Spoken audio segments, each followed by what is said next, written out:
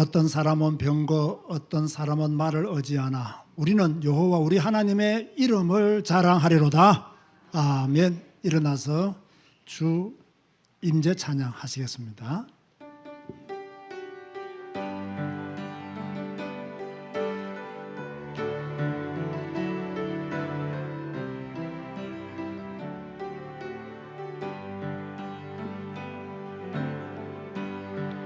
하늘의 문을 여소서, 이곳을 주목하소서. 주를 향한 노래가 꺼지지 않으니 하늘을 열고 보소서. 이곳에 임재하소서. 주님을 기다립니다. 기도의 향기가 하늘에 닿으니 주여 임재하여 주소서. 이곳에 오소서. 이곳에 앉으소서. 이곳에서 드리는 예배를 받으소서. 주님의 이름만이 오직 주의 이름만 이곳에 있어. 이곳에 오소서. 이곳에 오소서. 이곳에 앉으소서. 이곳에서 드리는 예배를 받으소서. 주님의 이름만이 오직 주의 이름만 이곳에 있습니다. 주님 감사합니다. 오늘도 주께서 구원을 선물로 주신 하나님의 사람들이 예배당에 모여서 또 생방송으로 하나님께 영광의 예배를 올려드립니다. 하나님께만 영광 돌립니다. 하나님만 찬양하며 경배하며 그 이름만 높이기를 원합니다. 이 신앙 고백 앞에 흑암의 세력이 무너지게 하시고 이 신앙의 고백 앞에 하나님의 나라가 임하게 하여 주옵시며 이 신앙의 고백 앞에 잃었던 것들이 회복되어지게 하여 주옵시며 이 신앙의 고백들 앞에 미래의 문이 열려지도록 축복하여 주옵소서. 온전한 예배가 되기를 원합니다. 사단도 벌벌 떠는 권세 있는 예배가 되기를 원합니다. 주 여호와께서 친히 이곳에 임재하시며 역사하여 주옵소서. 예수님의 이름으로 기도드리옵나이다. 아멘. 찬송가 32장입니다.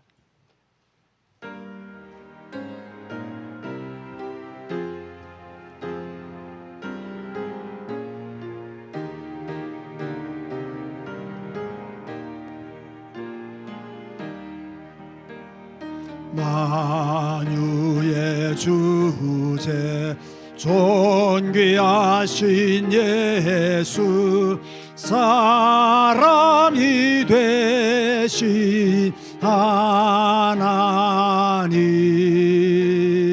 나 사모하여 영원히 섬길 내 영광 되신 주로다. 화려한 동산 무성한 저수모 다 아름답고 묘하나 순전한 예수 더 아름다워 봄 같은 기쁨 주시네. 광명한 해와 명랑한 저 달빛 수많은 별들 빛나 하나 주 예수 빛을 더 찬란하여 참 비교할 수 없도다. 아멘.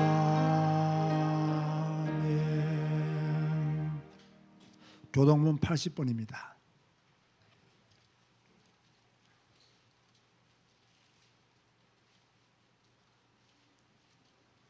고린도서 4장을 교독합니다.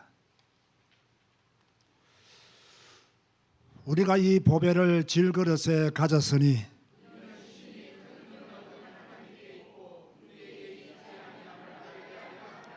우리가 사방으로 우겨 삼을 당하여도 쌓이지 아니하며 박해를 받아도 버림바 되지 아니하며 우리가 항상 예수의 죽음을 몸에 짊어짐은 우리 살아있는 자가 항상 예수를 위하여 죽음에 넘겨짐은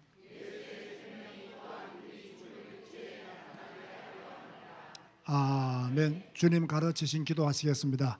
하늘에 계신 우리 아버지여, 이름이 거룩히 여김을 받으시오며 나라가 임하시오며 뜻이 하늘에서 이루어진 것 같이 땅에서도 이루어지이다. 오늘 우리에게 일용할 양식을 주시옵고 우리가 우리에게 죄 지은 자를 사하여 준 것 같이 우리 죄를 사하여 주시옵고 우리를 시험에 들게 하지 마시옵고 다만 악에서 구하시옵소서. 나라와 권세와 영광이 아버지께 영원히 있사옵나이다. 아멘.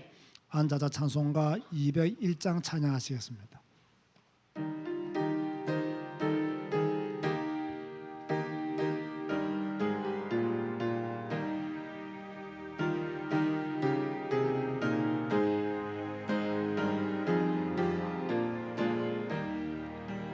참사람 되신 말씀 하늘의 지혜요 변하지 않는 진리 온 세상 빛이라. 주 말씀 성경 위에서 찬란히 빛나고 그 주의 등불 되니 늘 찬송하리라.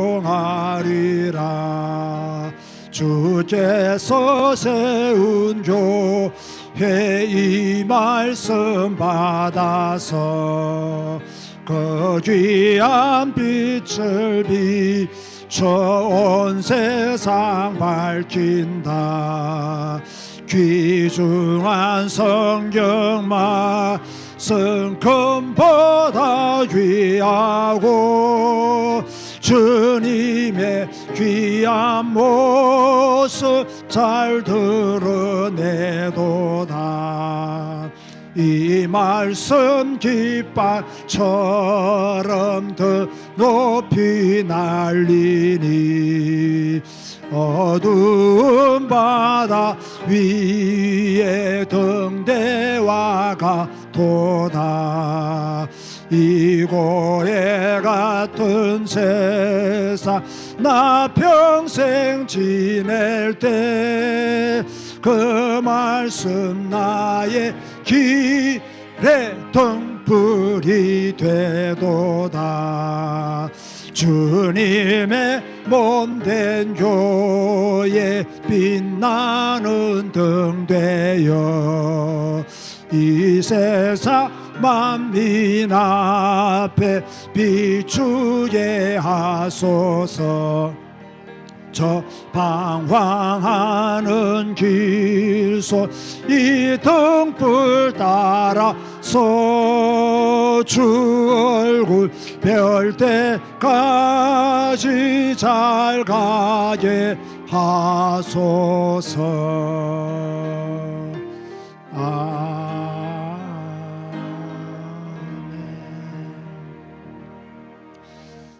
사람은 초심을 잃기가 쉽습니다. 처음 가졌던 마음을 끝까지 유지하기란 쉽지가 않습니다. 저도 그렇더라고요. 좀 이렇게 한 가지를 탁 정했으면 끝까지 가야 되는데 가다 보면 포기할 수밖에 없는 일들이 생기고 상황들이 생기면 쉽게 포기하고 다른 것을 하게 되는 경우들을 보게 됩니다. 저는 오늘 이 예배를 드리면서 내가 처음 이 제자교회를 개척할 때 그 마음을 내가 계속 가지고 있는가라는 생각을 한번 해보았습니다. 많이 희석되어졌구나. 그때 제가 마산서 올라올 때에 많고 많은 교회 중에 또 하나의 교회를 세우는 것이 아니라 정말 하나님께 영광 돌리는 새로운 교회를 세우고 싶다라는 신앙의 고백을 가지고 그 당시 마산에 있는 교회를 사임하고 이곳 올라와서 2층에서 개척을 했거든요. 지금 그 마음이 계속 있느냐? 없지는 않아요.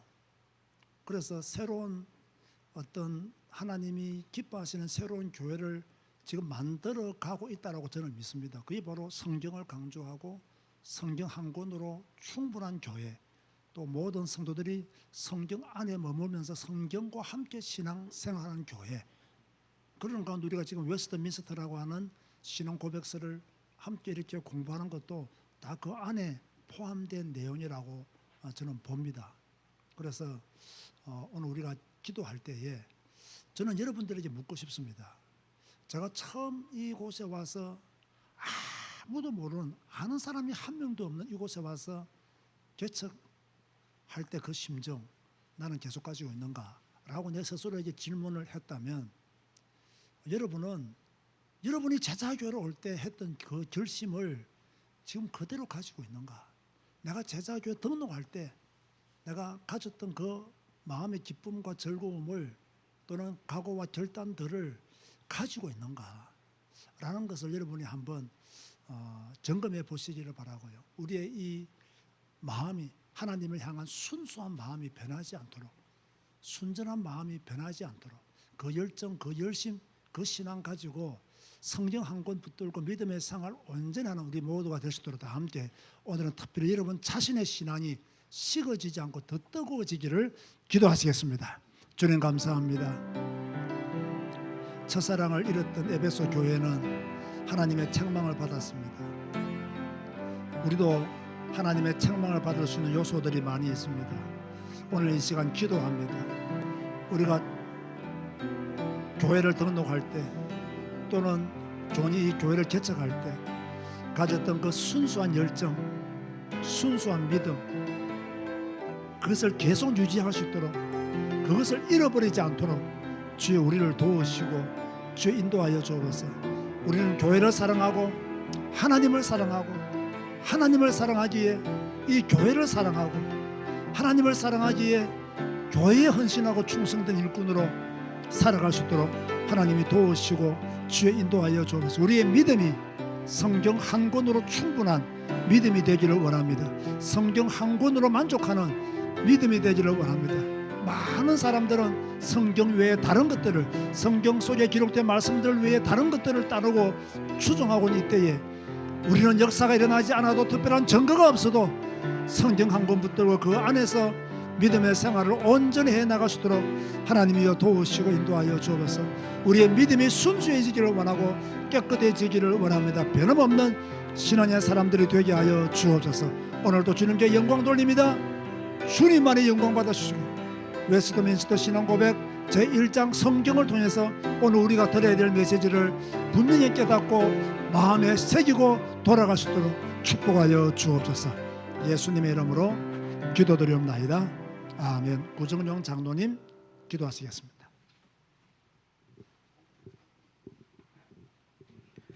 두루마리에 기록한 여호와의 말씀을 금식일에 여호와의 성전에 있는 백성의 귀에 낭독하고 유다 모든 성읍에서 온 자들의 귀에도 낭독하라. 아멘.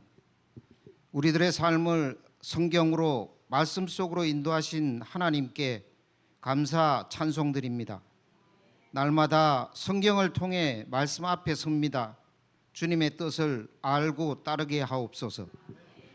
우리를 통해 주님의 말씀이 성취되기를 소원하오니 믿음의 끈을 붙잡고 힘차게 나아갈 수 있도록 성령이시여 역사하여 주옵소서. 더 큰 믿음과 지혜를 허락하여 주심으로 언제 어디서나 나의 하나님을 자랑하게 하옵소서. 지난 한 주간도 타락한 유다를 돌이키기 위해 눈물로 호소하는 절규에 찬 예레미야를 봅니다. 암울한 시대에 신앙적, 도덕적으로 패역한 동족들에게 파멸과 멸망의 길에서 회개하고 돌아오라고 수없이 반복해서 전하고 또 전합니다. 죽음 앞에서도 결코 물러남이 없이 말씀에 순종하여 담대히 사명을 감당합니다. 죄악에 대한 하나님의 심판이 엄중함을 잘 알고 있사오니 순종의 밝은 길로 나아갈 수 있도록 주여 우리의 믿음을 붙들어 주옵소서. 거짓된 것에 미혹되지 않도록 분별의 해안 주옵소서. 순간순간 주님의 사랑이 절실하오니 주여 우리의 믿음을 지켜 주옵소서. 우리의 땅끝 캄보디아의 복음화를 위해 지금까지 인도하신 하나님께 감사드립니다.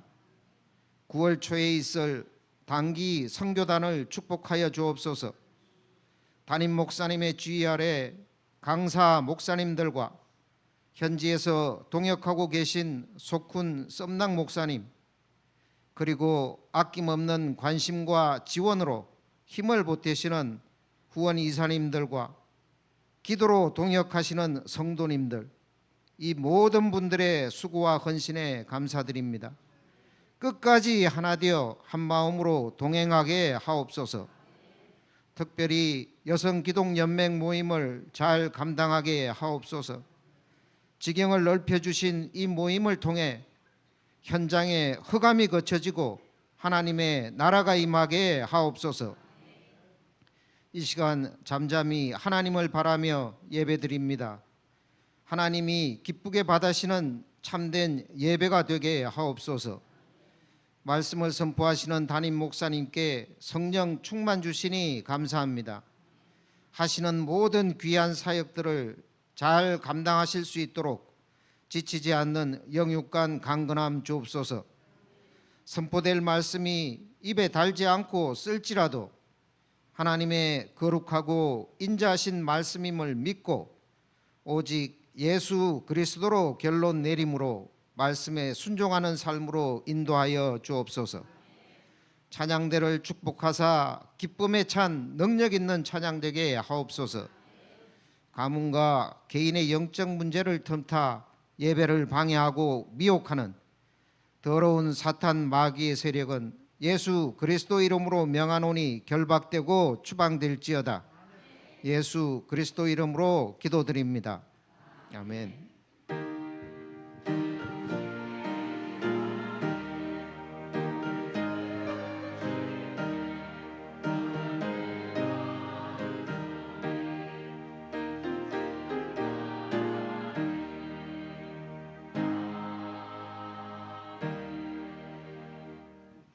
아론의 축복 부르면서 주님 앞에 연보 드리시겠습니다.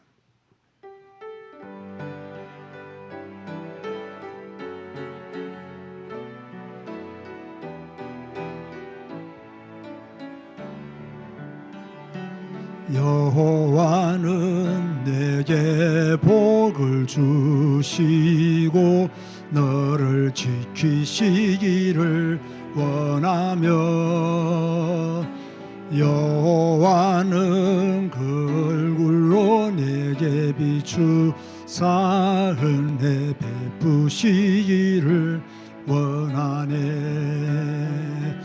여호와는 내게 복을 주시고 너를 지키시기를 원하며 여호와는 그 얼굴로 내게 비추사 은혜 베푸시기를 원하네. 여호와는 내게 복을 주 주시고 너를 지키시기를 원하며 여호와는 그 얼굴을 내게로 드사 평강 주시.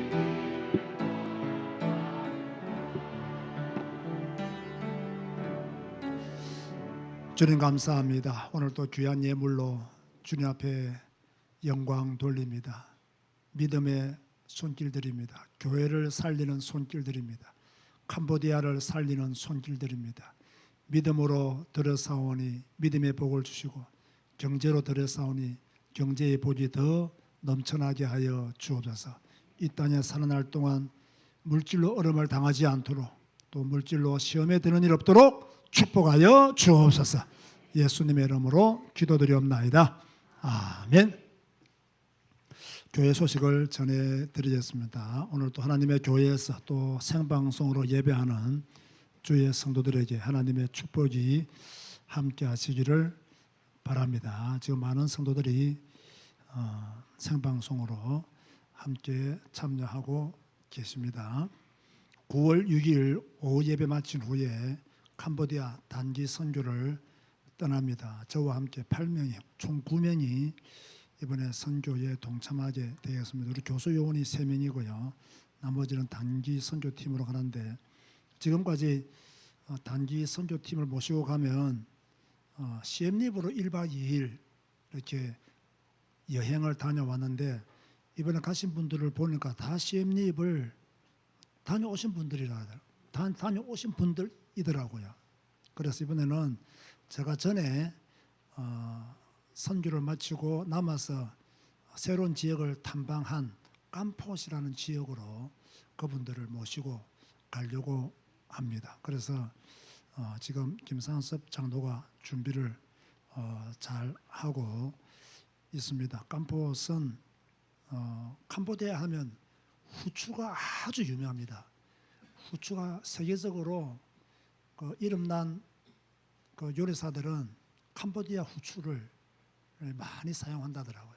어느 식당에서는 자기 식당은 캄보디아 후추만 사용한다는 것을 입구에다가 붙이는 식당도 있다고 할 정도로 유명한 것이 캄보디아에서는 후추입니다.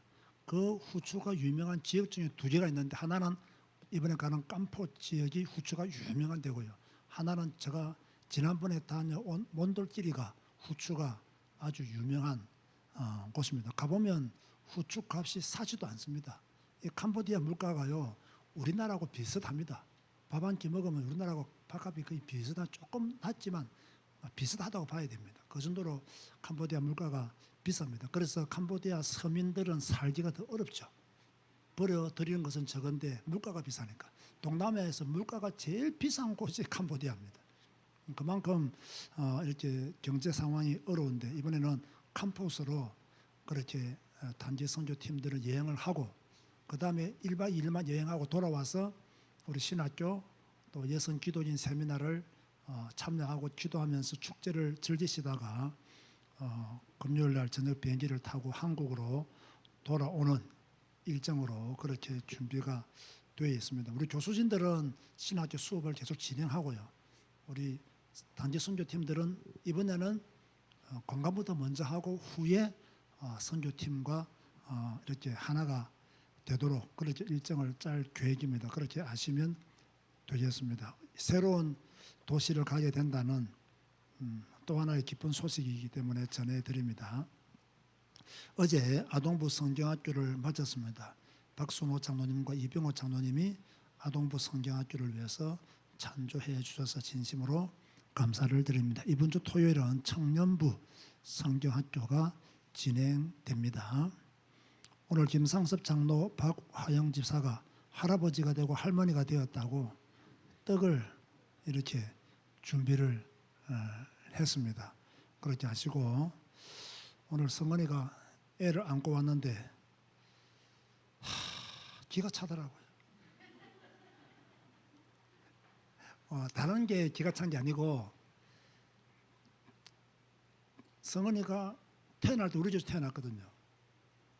우리 집에서 태어난 아이가 아기를 안고 오니까 그게 내 마음에 좀 기가 차더라 그 말입니다. 아이고 내가 이렇게 늙어버렸나 싶은 생각이 들어서 그런 의미에서 기가 차더라는 말이지 다른 것 때문에 그런 거 아닙니다. 그런데 성은이하고 지훈이가 아기를 잘 키우는 것 같아요. 아주 사랑하고 이뻐하고 그렇게 잘 키우는 것 같아서 감사한데 지금 어디 앉아있죠? 유아실에 있나? 유아실에 있어서 지금 뭐 인사하기가 좀 그런데 나중에 한번 보시면 좋겠습니다. 보통 아기가 태어나서 교회 오면 제가 이 강대상 위에서 기도를 해주는데 오늘은 교회 사무실에서 기도했기 때문에 그렇게 넘어가도록 하겠습니다. 떡 맛있게 우리 교회는 말씀의 떡과 진짜 떡이 가득한 곳이니까 또 맛있게 드시면 좋겠습니다. 제가 시루떡을 별로 안 좋아하는데 저번에 시루떡을 한번 먹어보니까 맛있더라고요. 이게 또요. 그래서 시루떡이더라고요. 많이 드시면 좋겠습니다. 매주 2구역씩 교대로 청소하고 계시는데 또 이렇게 솔선수범해서 헌신해 주셔서 진심으로 감사를 드립니다. 지난주에도 오늘도 그렇고 신방을 신청하신 분이 계셨어요. 너무 좋은 일입니다. 이 목사한테 신방을 신청하시는 분들은 정말로 훌륭하신 분들이에요. 그래서 뭐 그렇지 못한 경우는 제가 앞으로 뭐 사무실에서 신방을 계속할 계획입니다만은 가정 신방을 꼭 원하시는 분들은 우리 부교육자들한테 말씀하시면 제가 어떻게 해서라도 시간 내어서 갈 테니까 그런 거 부담 가지지 마시고 신방 신청을 하시면 여러분 이것도요 믿음의 고백입니다. 이것도 믿음의 고백이 중요합니다. 이거 목사님 뭐 한번 뭐 신방하고 가봤자 뭐 별 거 없더라. 그러면 계속 별거 없는 거예요. 그건 그 믿음이 그 믿음을 증거하는 거예요. 그러나 한번 이렇게 오셔서 예배 드리는 것만으로도 우리는 감사하게 생각하겠습니다 하면 그것이 또 믿음의 고백에 대해서 감사가 더 넘칠 수가 있습니다. 저는 막 억지로 막 강제적으로 신방합니다 이렇게 하는 목사가 아닙니다. 신방 신청하시면 나는 그 믿음을 하나님이 더 크게 보시고 은혜를 주신다라고 생각을 하는 목사입니다. 그렇게 하시고 가정 신방 원하시는 분들은 부교육자들한테 말씀하시면 제가 캄보디아를 다녀와서 순차적으로 신방을 꼭 실시하도록 그렇게 하겠습니다. 아직까지 신방을 좀 못하신 가정도 있는데 우리 이경환 목사님 그거 정리해서 한번 보고해 주시면 제가 다녀와서 신방을 순차적으로 하겠습니다. 한번 인사합시다. 신방 신청합시다. 한번 인사하시기 바랍니다. 저희 교회 성도들은요 너무 믿음이 좋아가지고 신방을 신청 안 해요. 그래서 목사가 할 일이 없어서 빈둥빈둥 놀아요. 그렇게 되면 안 되겠죠. 여러분들 꼭 신방 신청하시면 좋겠습니다. 디모데후서 3장입니다.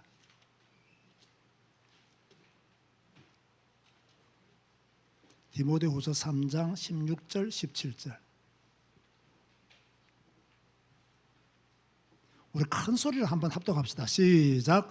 모든 성경은 하나님의 감동으로 된 것으로 교훈과 책망과 바르게 함과 의로 교육하기에 유익하니 이는 하나님의 사람으로 온전하게 하며 모든 선한 일을 행할 능력을 갖추게 하려 함이라. 아멘. 찬양대에서 찬양하시겠습니다.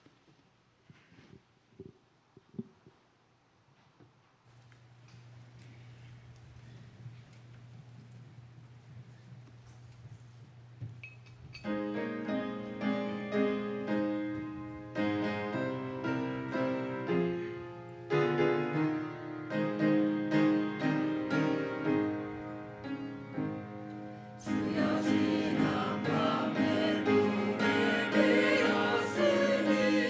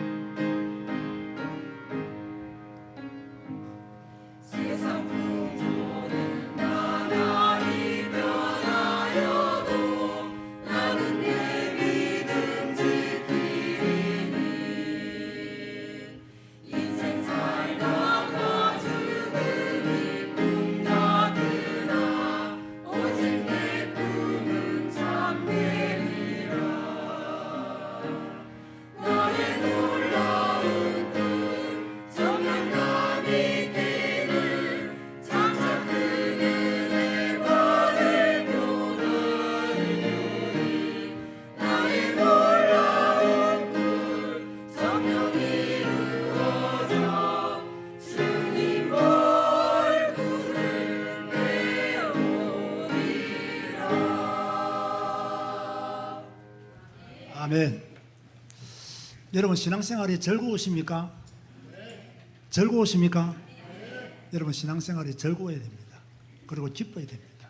신나야 됩니다. 그래야 신앙생활을 지속할 수가 있습니다. 신앙생활 하는데 늘 힘들고 짜증나고 귀찮아지면 신앙생활을 행복하게 하기 어렵겠지요.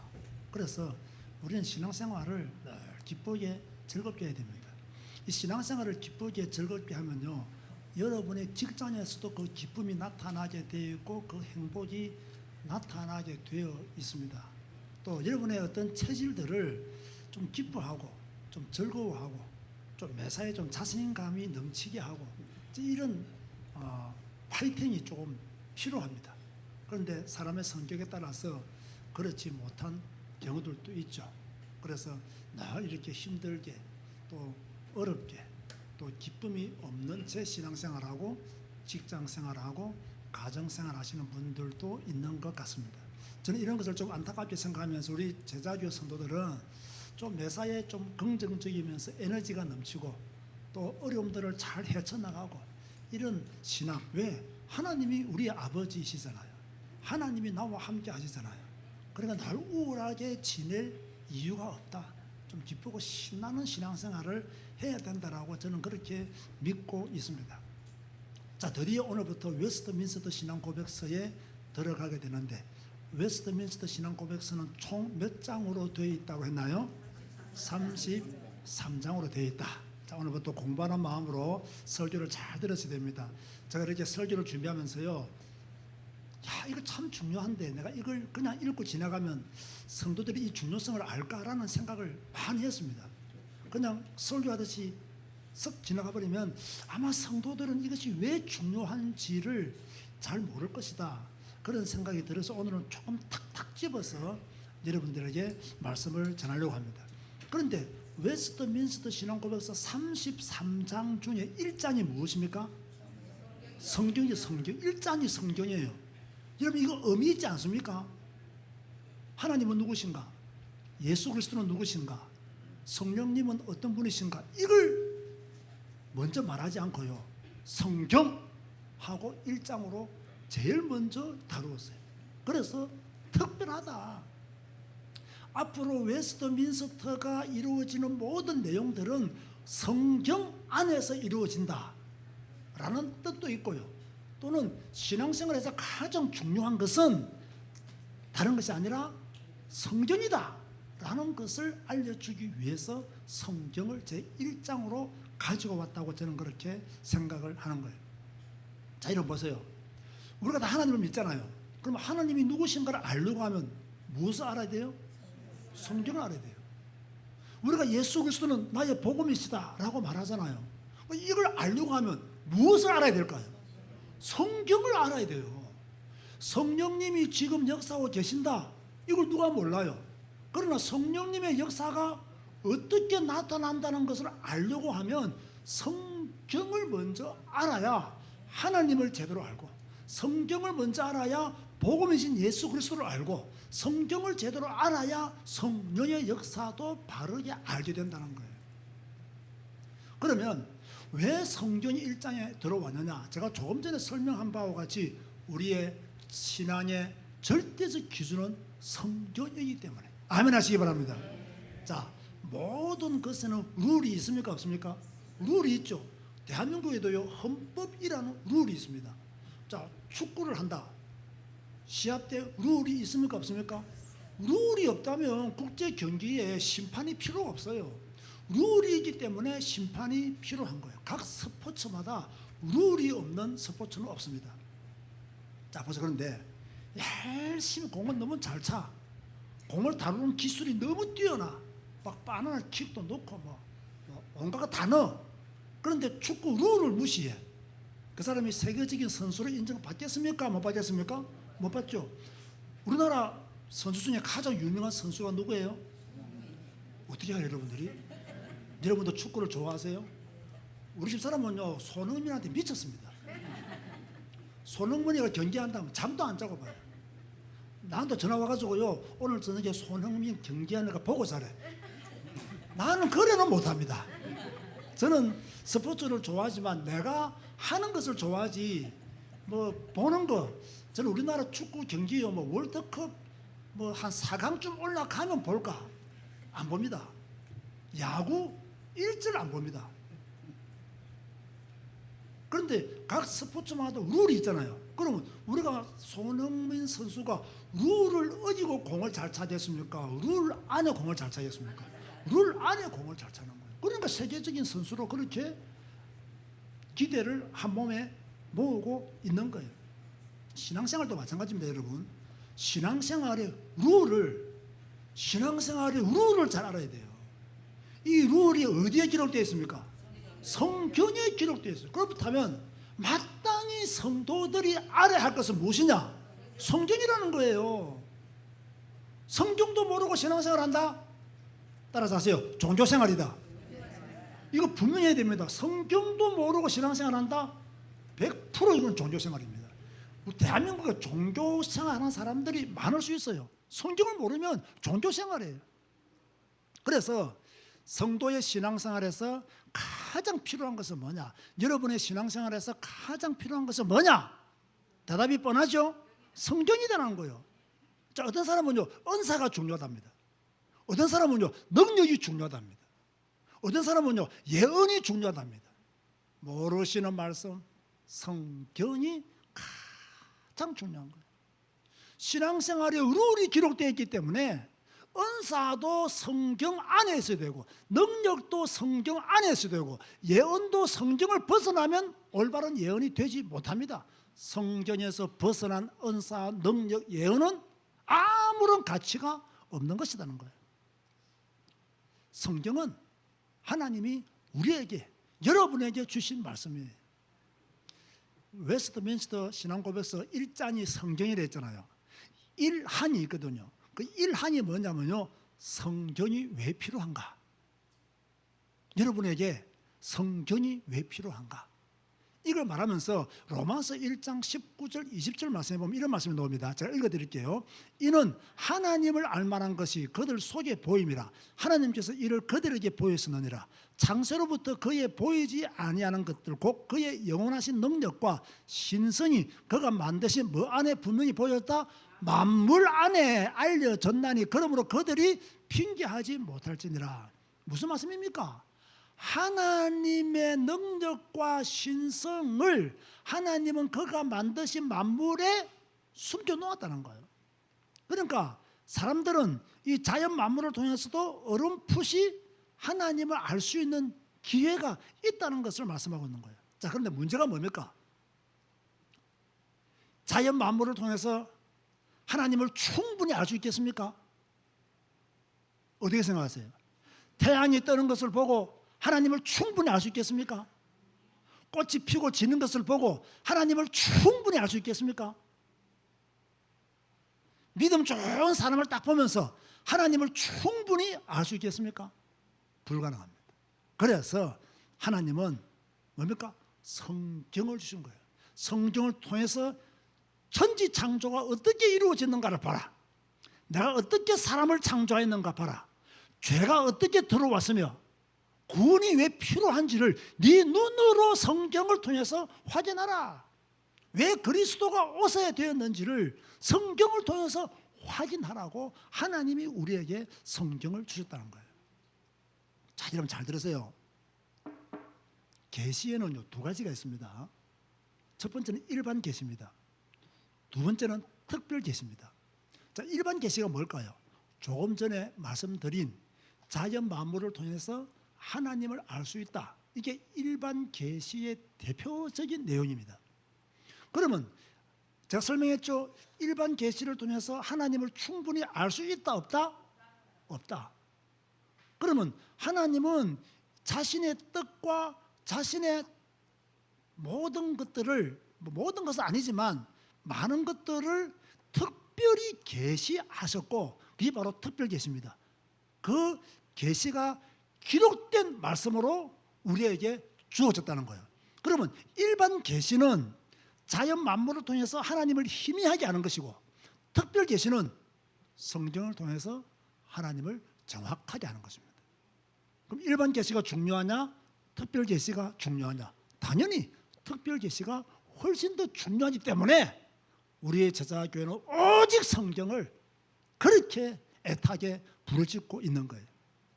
그게 1한이에요. 자, 그러면 2한이 뭐냐?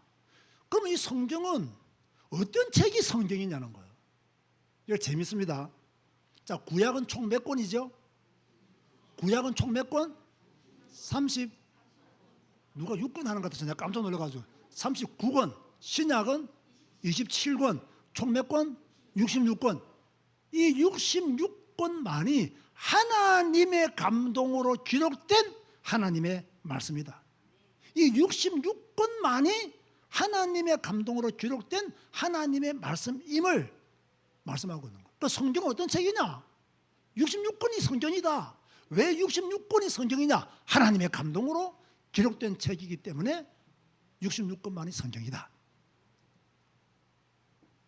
그러면요, 제3한에 가가지고 그럼 왜 66권만 성경이냐? 이런 질문을 해볼 수가 있어요. 왜 이것을 66권만 성경이라고 정했느냐? 이걸 좀 잘 이해하고 따라오고 계십니까? 그러면 그 당시 이 정경으로 채택할 때 많은 책들이 있었거든요. 뭐 제가 여러분에게 말하면 뭐 알아듣지도 못할 뭐 여러 가지 뭐 많습니다. 책들이 많이 있는데 이것이 전부 다 그 신구약 중간기에 기록된 유대 문헌들이란 말이야. 신구약 중간기 알죠? 그 유대 문헌들이란 말이야. 이 많은 책들 중에서 66권을 선택할 때는 하나님의 감동으로 기록되었다는 믿음을 가지고 선택을 한 거예요. 그 나머지를 뭐라고 부르느냐? 외경이라고 부르는 거예요.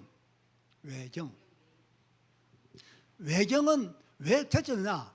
우리가 보니까 이것은 하나님의 감동으로 기록된 것이 아니다. 사람이 소설을 쓰듯 그 역사의 배경과 문제를 다룬 것은 맞지만 성령의 감동으로 기록된 것을 인정할 수 없다라고 해서 외경으로 돌린 거예요.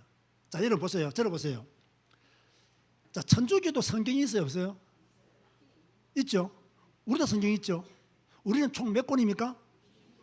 천주교는 몇 권일까요? 천주교는 구약이 우리보다 7권이 많습니다. 신약은 똑같습니다. 뭐 어떤 데는 뭐 3권이 많다, 4권이 많다는데 저는 뭐 천주교를 잘 모르기 때문에 확실히 알 수 없고요.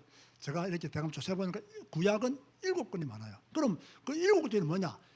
개신교가 외경으로 이것은 하나님의 감동으로 기록된 것으로 인정할 수 없다라고 제쳐두었던 것들 중에서 가톨릭은 회의를 통해서 구약에 집어넣기로 결정을 한 거예요.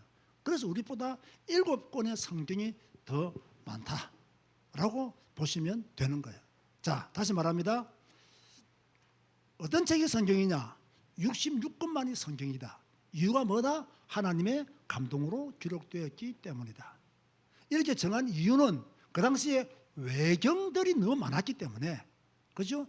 66권으로 선택했다. 하나님의 감동으로 기록된 것이라고 외경을 보지 못한 거예요. 그래서 제껴 두었다는 거예요. 자, 그러면서 제4항에 와가지고는요, 왜 성경이 최고의 권위인가? 교회의 최고의 권위는 성경이 되는데 왜 이렇게 하고 있느냐? 여러분, 이거 너무 간단한 대답이에요. 왜 교회의 최고 권위는 성경이냐? 여러분, 뭐라고 대답하고 싶어요? 하나님의 말씀이기 때문에 최고의 권위지. 이유가 뭐가 있습니까? 윤성준 목사가 최고의 권위로 인정했기 때문에 최고의 권위입니다. 이렇게 말하면요, 정신병원을 가야 돼요. 그게 아닙니다. 왜 성경이 최고의 교회의 권위이냐? 하나님의 말씀이기 때문에 최고의 권위라는 거예요. 믿습니까, 여러분? 그러면 성도는 성경이 최고의 권위임을 믿어야 돼요. 이게 왜 중요하냐면요, 오늘 한국교회 성도들은요, 최고의 권위는, 교회의 최고의 권위는 목사라고 생각한단 말이에요. 설교라고 생각한단 말이에요. 그게 아니라는 거예요. 교회의 최고 권위는 성경이다라고 말하고 있는 거예요, 지금. 우리의 잘못된 신앙생활을 책망하는 엄청난 메시지가 교회의 최고 권위는 성경이다라는 말 속에 포함되어 있는 거예요. 다르게 말하면요, 자, 성경이 최고의 권위라면 성경을 의심해야 됩니까? 의심하지 말아야 됩니까? 불신하지 말아야 되죠. 성경에 기록된 내용을 불신하면 안 되죠. 왜? 교회의 최고 권위이기 때문에. 왜 교회의 최고 권위냐? 하나님의 말씀이기 때문에. 하나님의 감동으로 주신 말씀이기 때문에. 우리에게 성경이 필요하기 때문에. 하나님이 자신의 뜻과 계획을 성경을 통해서 이루셨기 때문에. 자, 오늘부터 우리 제자교회 성도 여러분, 오늘 생방송으로 예배드리는 25명의 우리 언택트 교회 성도 여러분, 여러분 인생의 최고 권위는 따라가세요. 성경이다. 내 인생의 최고 권위는 뭐다? 성경이다. 이게요, 확실해야 됩니다. 그래야 신앙의 빗나간 길로 나가지 않는다는 거예요. 자, 그러면서 이 성경은 우리가 구원받고 우리가 신앙생활하기에 필요한 모든 것을 가르쳐 준다라고 웨스트민스터는 말을 하고 있어요. 제5항에 보면 이런 말이 있습니다. 성경이 어떻게 확실한 말씀인가를 아느냐라는 것을 다루었어요. 자, 여러분들은 1차적으로 교회가, 목사가 가르쳤기 때문에 이것을 알아요. 틀린 말은 아니죠. 그러나 웨스트민스터는요, 어떻게 성경이 확실한 하나님의 말씀인가를 아느냐라는 말을 이렇게 기록을 제가 읽어드릴게요. 성경의 무오한 진리와 신적 권위를 믿고 확신하는 것은, 다시 말해서 성경을 내가 믿고 확신하는 것은 우리 심령 속에서 말씀으로 또 말씀과 더불어 정언하시는 성령의 내적 사역을 통해 이루어진다라고 말을 했어요. 자, 보세요. 성령이 성경을 하나님의 말씀으로 정언하고 있다는 이야기예요. 잘 들어보세요. 말이 좀 어렵습니까? 쉽게 설명해 볼까요? 예를 들어서요, 우리가 성경을 읽을 때 성령께서 역사합니까, 안 합니까? 이거는 어떻게 읽느냐에 따라 달라질 수 있습니다. 신문 보듯이 성경 읽으면 성령의 역사가 안 따라갈 수 있어요. 그러나 딱 제대로 기도하고 딱 믿는 믿음으로 천천히 느리게 또박또박 제대로 읽는다면 하나님의 성령의 역사가 말씀을 통해서 죄를 깨닫게 하고, 말씀을 통해서 우리의 잘못을 알게 하시고, 말씀을 통해서 우리가 나아가야 될 길을 하나님이 비추어 주신다는 거예요. 자, 보세요.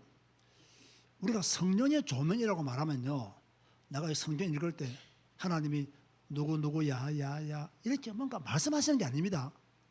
속지 마세요. 저는요, 정말 한국 교회가 조금 위험하다고 생각하는 게요, 간혹 목사님들이나 성도들 중에서 신앙 간증할 때 들어보면 내가 기도할 때 하나님이 이렇게 말씀하셨다, 내가 기도할 때 하나님이 이렇게 응답하셨다, 이런 말들을 너무 성경적 근거 없이 사용하는 예들이 많다는 것을 저는 위험하게 봅니다. 위험하게 봐요. 그분들의 말씀을 들어보면 어떤 말씀의 의미 있냐면, 내가 기도하는데 하나님이 음성으로 이렇게 내게 들려주셨다라는 의미로 설명을 대부분 하세요. 제가 잘못 생각했는지는 모르겠지만, 그러나 그게 아닙니다. 여러분들이 성경을 펴고 읽잖아요. 이 말씀을 통해서 우리에게 역사하신다는 거예요. 이 말씀을 통해서. 이해됩니까? 이 말씀을 믿는 자는 복이 있는 거예요.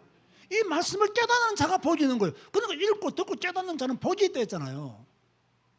이게 뭔가 하나님이 누구야 이게 해서 하나님의 말씀을 듣는 게 아니라는 거예요. 제발 여러분 그런 거 속지 마세요. 나는 누가 나한테 와서 그런 말 하면요, 내 속으로 뭐라 말할까요? 저게 귀신의 음성을 듣나, 이렇게 생각하지. 하나님이 말씀하셨네, 이렇게 나는 생각 안 합니다. 제가 오래전에 한번 간증했죠. 제가 금단에서 그때 한 5, 6년 전에 집회를 하는데요, 그때 이제 많은 분들이 막 한 교회 안에 가득 찼어요. 제가 세미나를 하는데 마치고 저녁에 반에 있는데요, 오늘 목사님이 나를 찾아왔어요. 뭐라고 말하느냐, 목사님 오늘 말씀 잘 들었다고, 하나님이 오늘 목사님 말씀 듣는 중에 내보고 간증을 하라고 하신다고.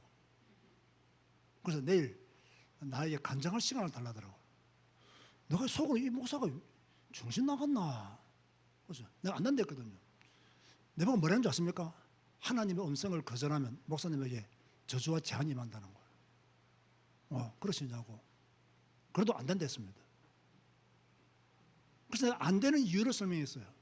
목사님 보세요. 내가 이 세미나의 강사는 냅니다. 그러면 목사님이 간증해야 된다면 하나님이 나한테 응답을 주셔야지 왜 목사님한테 응답을 줍니까? 이거 자체가 틀린 겁니다. 이거 자체가 잘못된 거라고. 강사인 나한테 하나님이 감동을 주셔서 뭐 깨닫게 하신지 음성을 들려주든지 유목사야 누구누구를 뭐 간증을 시켜라 이렇게 해야 내가 아멘 할렐루야 하고 시킬 것인데 난데없이 목사님이 와가지고 하나님이 내게 말씀하셨는데 간증하라고 하십니다. 내게 간증할 시간 안 주시면 저주와 재앙이 목사님 나를 협박하는 거예요. 나한테 공갈치는 거예요. 이게 뭐예요 이게? 내가 기가 찼어요.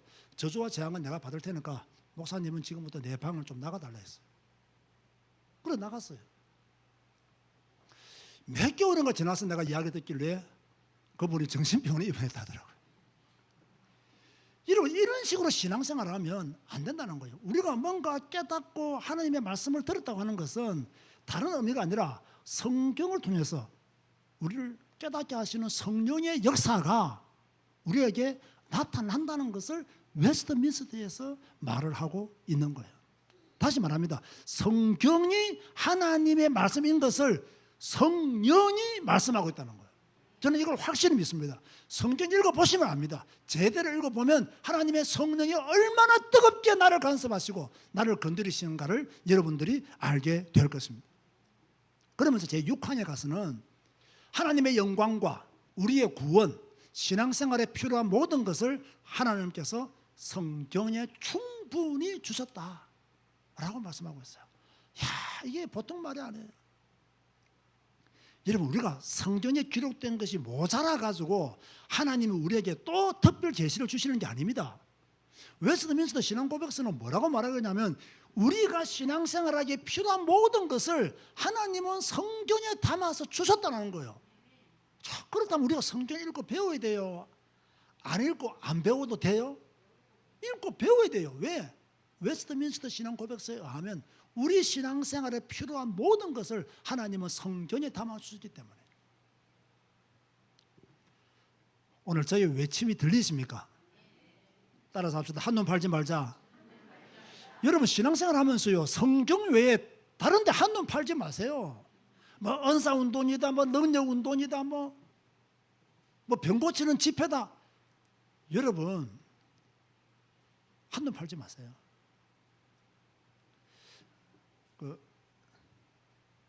제가 요즘요 새롭게 생각하는 것이 있습니다. 이 우리가 치유의 능력이 일어나고 회복의 역사가 일어나는 것도 하나님의 성령이 역사하셔서 일어나는 것이지 내 능력에 의해서 일어나는 것이 아니라는 거예요. 그런데 대부분의 사람들은 한두 명 정도 병만 고쳐도요 막 자기 능력을 굉장히 과시하시는 분들이 있어요. 얼마 전에 제 어머니가 돌아가셨잖아요. 여러분 사촌 형님이라고 해서 다 아는 게 아니잖아요. 그죠?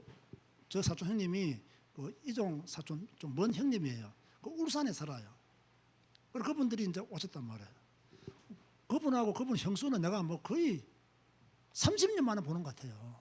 30년 만에. 이분들이 뭐라고 말씀하셨냐면 그 형수가요. 유 목사님은 기억하실지 모르는데 유 목사님이 전도사일 때 자기가 몸이 아파서 나한테 기도를 받았대요. 근데 그게 나았대요. 그러면서 나는 전혀 기억이 없거든요. 뭐 그걸 한번 자랑을 해본 적도 없고 누구한테 말한 적도 없어요. 기도하고 잊어버렸어요. 나왔는데 아마 목사님은 모르실 겁니다. 나는 전혀 모르겠다고. 왜? 형수 얼굴도 모르는데 내가 뭐 기도한 것을 어떻게 알며 그분이 나은 것을 내가 어떻게 알겠어요? 또 제가 가끔씩 기도하면요 또 나았다는 분들도 있어요. 그래서 내가요 나한테도 병 고치는 은사가 있나? 이런 생각을 한 번쯤 해봤겠어요? 안 해봤겠어요? 별로 안 해봤습니다. 왜 나하고는 관계없어요. 왜 하나님이 필요해서 그분의 믿음을 따라 역사하신 것이지 뭐 내 능력과 무슨 관계가 있습니까 그게요. 그러나 한 가지는 내가 알았습니다. 뭐하냐? 앞으로 병든 분들을 위해서 기도는 많이 해야 되겠다. 하나님의 역사가 어떻게 나타날지는 모르기 때문에 진짜 육신적으로 병든 분을 위해서 기도를 많이 해야 되겠다. 내가 그런 생각은 하고 있지만 뭐 다른 것은 별로 생각하지 않습니다. 무슨 말입니까? 하나님은 성경에 우리 신앙생활에 필요한 모든 것을 다 말씀하셨다는 거예요. 이게 왜 있냐면 잘 들어보세요. 이 말이 왜 중요하냐면, 자, 과거에 우리가 성경을 보면 모세를 통해서 말씀하셨죠. 예레미야, 에스겔을 통해서 말씀하셨죠. 미래에 되어질 일들을 다니엘에게 계시를 주어서 말씀하셨죠. 여러분, 이 일이 지금도 계속 일어난다고 한번 생각해 보세요. 어떤 문제가 생겼습니까? 제2의 성경, 제3의 성경, 제4의 성경을 계속 만들어내야 돼요, 우리가. 이런데 뭐 신앙생활이 얼마나 혼돈스럽게, 이 말 이해됩니까? 그래서 이 웨스트민스터 신앙 고백서에서는 뭐라고 말하냐면요, 그런 시대는 끝났다라고 말하는 거예요. 그런데 오늘날 한국교회에 모세 많습니다. 다윗도 많고요, 이사야도 많고요. 자기가 마치 하나님의 특별 계시를 받는 것처럼 떠드는 목사들 많습니다. 그래서 제6장에서 하나님은 우리 신앙생활에 필요한 모든 것을 성경에 담아 두셨으니 끝에 가서 뭐라 말하냐, 성경 외에 다른 것을 더하지 마라 라고 말하는 거예요. 자꾸 더하는 사람들이 있다는 거예요. 내가 하나님의 계시를 받았는데 이런 식으로 자꾸 더하는 사람이 있다는 거예요. 그러니까 웨스트민스터 신앙고백서는 이미 필요한 모든 것을 성경에 담아 두었으니 더 이상의 특별 계시는 없다. 그러므로 성도들에게 조심해라, 속지 마라 라는 것을 말씀하고 있는 거예요. 자, 그런데 알겠단 말이에요. 이제 성경이 왜 중요한지 읽어야 되는 것도 알겠어요. 그런데 성경이 실제로 쉽습니까? 어렵습니까? 어려워요. 그것이 제 7항에 나옵니다. 성경은 어려운 말씀이다. 구원받는 데 필요한 진리는 누구나 알 수 있도록 성경 속에 담아놨지만 성경은 어려운 것이다 라고 말했어요. 그런데 어려운 것이다라고 이 웨스트민스터가 끝내는 것이 아니고요, 어렵지만 자세히 읽어보면 누구든지 구원에 이를 수 있는 진리의 말씀을 깨닫도록 성경은 예를 다 드러놨다는 거예요. 여러분 그렇잖아요. 구약이 어려워요, 신약이 어려워요? 대부분 분들은 구약이 더 어렵다 그래요. 그리고 신약은 더 예수님의 말씀이기 때문에 직접 읽고 감동도 빨리 오잖아요. 그럼 그런 사람들은 신약을 통해서 복음을 깨달으면 돼요. 그럼 구약에는 복음이 없습니까? 구약에도 복음이 있잖아요. 그런 사람들은 구약을 통해서 복음을 깨달으면 돼요. 우리가 석박사가 아니라 할지라도 누구든지 성경을 통해서 구원의 길을 알 수 있다라고 웨스트민스터는 그렇게 말하고 있는 거예요. 자, 그러면서 이렇게 성경에는 구원의 길이 있기 때문에 파란 가서 뭐라고 말하느냐, 구약은 무슨 언어로 기록되어 있다? 크게 말하면 히브리어, 신약은 헬라어로 번역되어 있다. 그래서 성경은 성도들에게 필요한 것이기 때문에 이 성경을 각국 언어로 번역해야 된다는 거예요. 각국 나라의 말로 번역해야 모든 성도들이 읽고 듣고 배우고 진리에 이르게 됨을 웨스트민스터에서 이미 다 말씀을 하고 있는 거예요. 자, 우리는 지금 한국어로 성경을 보고 있잖아요. 그러면 성경 못 읽을 이유가 어디 있습니까? 한국어인데 어려우면 읽다가 지나가고 쉬운 거 놓으면 은혜 받고 그래 하면 되지. 처음부터 끝까지 여러분이 성경을 다 이해하려고 하지 마세요. 저도 이해 못합니다.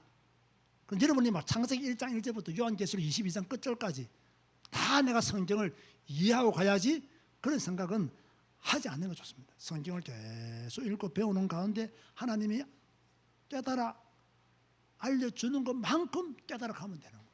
평생 그 작업을 계속해야 돼요. 자, 그러면서 모든 신앙의 문제는 성경으로 해석하고 성경으로 판단받아야 된다. 이게 바로 구한에서 10항까지의 말씀이에요.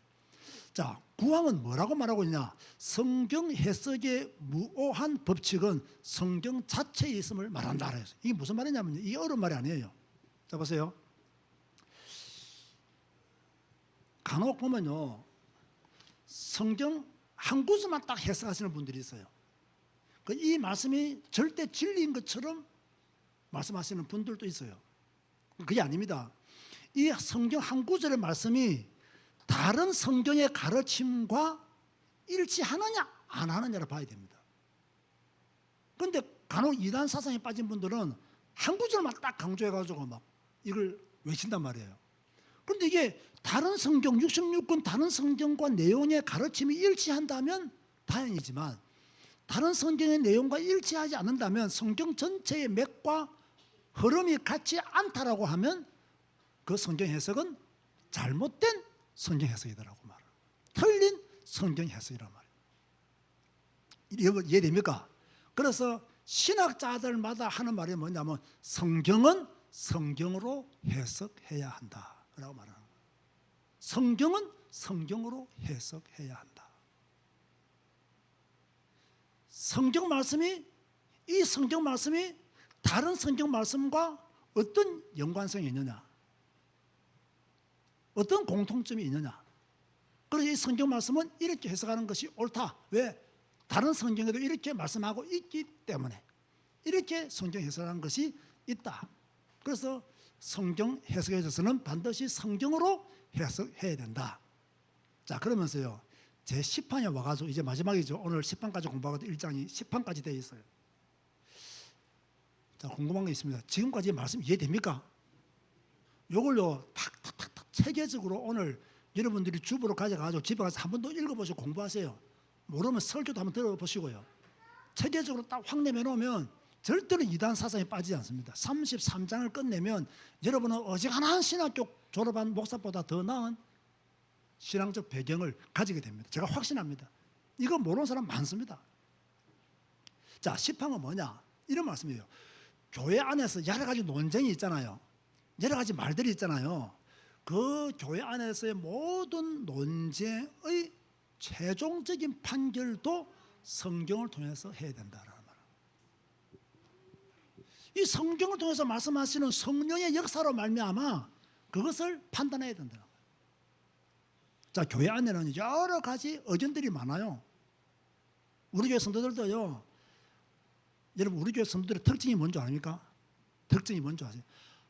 말하는데 말이 많아요. 우리 교회가요. 막 앞에서만 말하는 사람은 없어. 그런데 가만히 있어 보면요, 말 다 해요. 제가 딱 보면요, 그걸 내가 최근에 알았어요. 참, 우리 교인들은 말이 없어서 좋다 했는데 아니더라고. 내 모르게 말들을 엄청 많이 하더라고. 그것도 나는 괜찮아요. 그런 많은 말들을 또 학자들의 많은 말들도 최종적인 판단은 무엇을 통해서? 성경을 통해서 나타나야 된다는 거예요. 여러분의 개인의 감정, 지식, 경험, 이것이 최종 판단의 기준이 되면 안 된다는 거예요. 성경이 최종 판단 기준이 돼야 된다. 인간의 교리, 성경이 최종 판단 기준이다. 목사의 설교, 거짓 예언자들의 예언, 성경이 최종 판단의 기준이다. 여러분 맞습니까? 맞습니까? 이게요 분명해야 돼요. 그래서 여러분들이 다시 말합니다. 성경을 알아야 돼요, 몰라야 돼요? 성경이 최종 판단의 기준인데 성경을 모르는데 어떻게 최종 판단을 하겠어요? 그래서 여러분에게 항상 질문하세요. 성경이 무엇이라고 말씀하고 있나?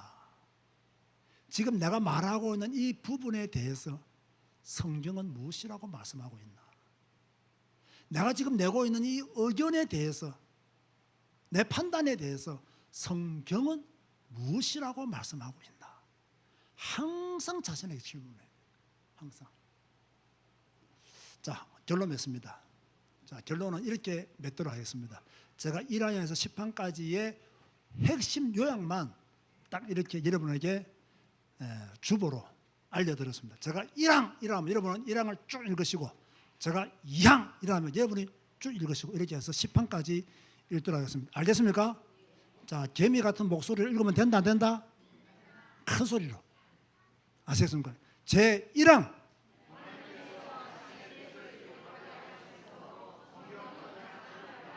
아멘. 제 2항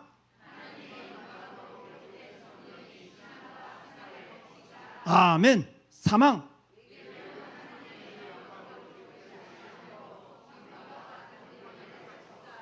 아멘. 사항.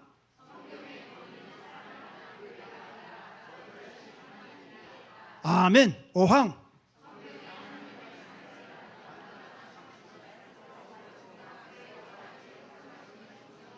아멘 했습니까? 아멘. 육항.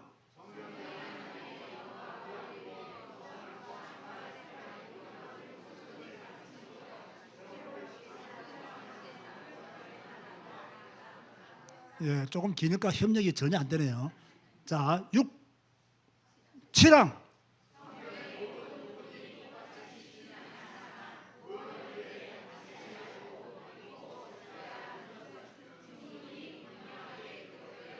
파랑.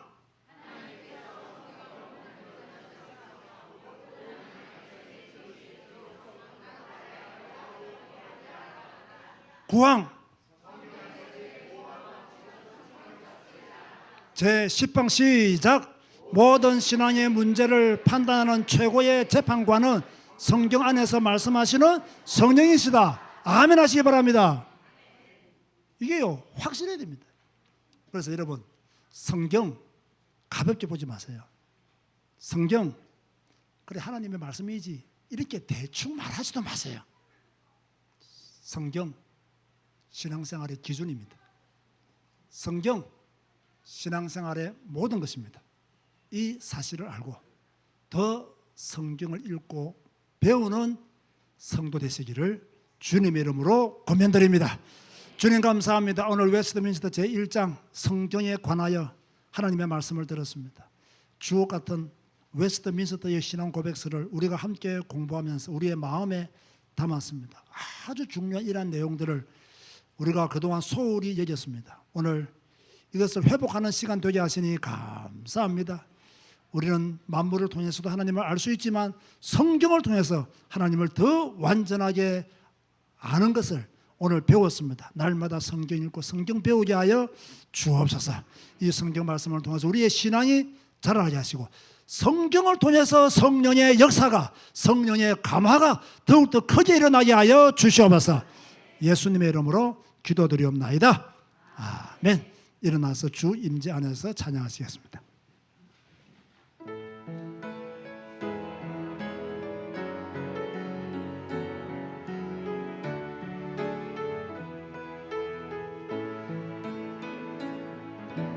내 모든 것 나의 생명까지 다 주님 앞에 드립니다. 주 임재 안에서 이제 내 영혼 자유해 내가 주의 거룩한 이름을 높이며 예배하리. 어린 양 찬양하리. 내 평생 그 하나로 충분해요. 어린 양 찬양하리. 내가 주의 임재 안에서. 저는 설교를 어렵게 하는 목사라고 생각하지는 않습니다.